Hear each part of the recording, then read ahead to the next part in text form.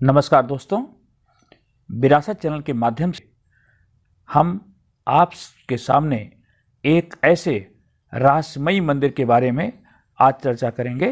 भारतवर्ष के विभिन्न राज्यों में कई ऐसे हैरतअंगेज व रहस्यमयी स्थान हैं जो अपने अनसुलझे रहस्यों के लिए जाने जाते हैं। राजस्थान के रेतीले धौरों के बीच इसी तरह का एक डरावना व रहस्यमयी मंदिर अपने सीने में कई राज दफन रखे हैं। जी हाँ, ये अनोखा रहस्यमयी मंदिर है किराड़ू मंदिर समूह, जो पश्चिमी राजस्थान के सीमावर्ती जिले बाड़मेर से 43 किलोमीटर की दूरी पर ऊंची वीरान पहाड़ियों के बीच स्थित है। इस मंदिर के बारे में तरह तरह की दंत कथाएं प्रचलित हैं, जो इस मंदिर को भूतहा, अभिशप्त मंदिर, रहस्यमयी मंदिर बताती हैं।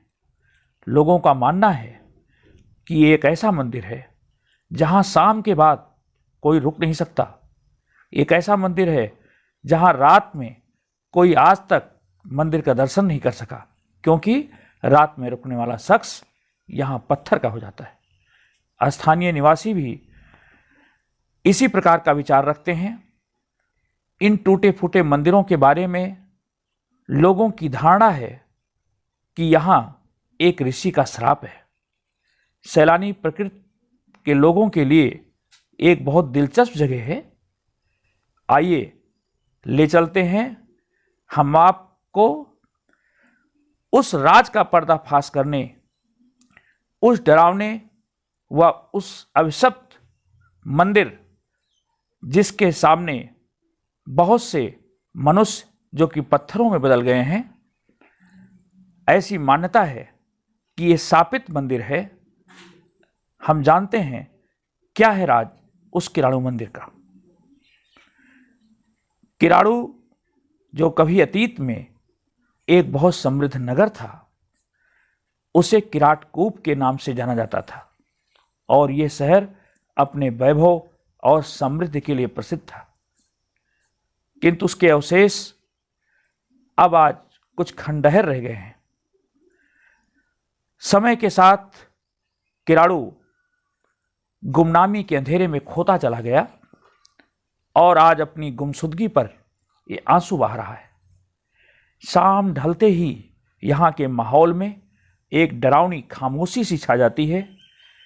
दिन के समय यहाँ कभी कोई सैलानी गाहे बगाहे आ भी जाता है, किंतु शाम होते ही दूर दूर तक सन्नाटा फैल जाता है।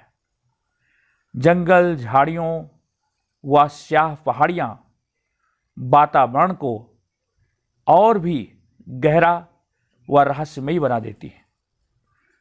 मंदिर परिसर यूं तो राज्य पुरातत्व विभाग द्वारा संरक्षित स्मारक है, किंतु यहाँ आने वाले सैलानियों की संख्या बहुत कम है। जो सैलानी आते भी हैं, वो इसके रहस्यों से आकर्षित होकर के उसको जानने के बारे में प्रयास करते हैं। मैं आपको बताता हूँ, इसका निर्माण 11वीं शताब्दी में गुर्जर परमार वंश के शासकों के समय किया गया था। जब हम मंदिर परिसर में प्रवेश करते हैं तो 5 मुख्य मंदिरों के अवशेष हमें दिखाई पड़ते हैं, जिसमें से सोमेश्वर मंदिर भगवान शिव को समर्पित है और इस मंदिर समूह का सबसे बड़ा मंदिर और सबसे अच्छी हालत में है। दूसरा मुख्य मंदिर विष्णु मंदिर है, इसकी हालत भी कुछ ठीक है। शेष मंदिर तो खंडहर के रूप में तब्दील हो चुके हैं। मंदिरों पर की गई नक्काशी, अद्भुत शिल्प, मूर्तियां, दक्षिण भारत की मंदिर निर्माण शैली बहुत ही शानदार मंदिर निर्माण व मूर्ति कला का नमूना है। इसीलिए इसे राजस्थान का खजुराहो भी कहा जाता है। लगभग 2 वर्ग किलोमीटर के दायरे में भवनों व मंदिरों के अवशेष बिखरे पड़े हैं, जो यहाँ के समृद्धशाली वैभव की कहानी कहते हैं। आज ये शहर अपनी बर्बादी पर आंसू बहा रहा है। आइए हम जानते हैं कि ये नगर कैसे खंडहर हो गया, क्यों यहाँ शाम के बाद आने वाला हर शख्स पत्थर का बन जाता है। आखिर क्या है राज इस अभिशप्त व रहस्यमयी मंदिर का। लोगों के अनुसार लगभग 900 वर्ष पूर्व यहाँ एक संत अपने शिष्यों के साथ आए और वो इस शहर में रुके। संत अपनी अगली यात्रा पर जाने से पूर्व अपने कुछ शिष्यों को इसी नगर में रोक गए और नगरवासियों से उनकी सुरक्षा, उनकी देखरेख का जिम्मा दे गए। संत जब वापस अपनी यात्रा से लौटे तो उन्होंने देखा कि उनके शिष्यों की हालत दयनीय है। शिष्य दुर्बल हो चुके हैं, बहुत से शिष्य मरने के कगार पे हैं। संत को गुस्सा आ गया और उन्होंने वहीं श्राप दे दिया कि आज शाम तक इस नगर का प्रत्येक प्राणी पत्थर का हो जाएगा। संत के यात्रा पर जाने पर उनके शिष्यों की देख रेख का काम एक उस गांव की कुम्हारिन किया करती थी। उसे जरूर संत ने बुला के बता दिया कि तुम शाम होने से पहले इस शहर को छोड़ जाना और पीछे मुड़कर मत देखना, अन्यथा तुम भी पत्थर के हो जाओगे। कहते हैं कि उन्हीं संत के शाप से पूरा शहर खंडहर में तब्दील हो गया, लोग पत्थर हो गए और वो कुम्हारिन महिला जो इस शहर को छोड़ करके जा रही थी, लगभग 2 किलोमीटर दूर जाने पर उसने पीछे मुड़ करके देख लिया तो वो भी पत्थर की हो गई।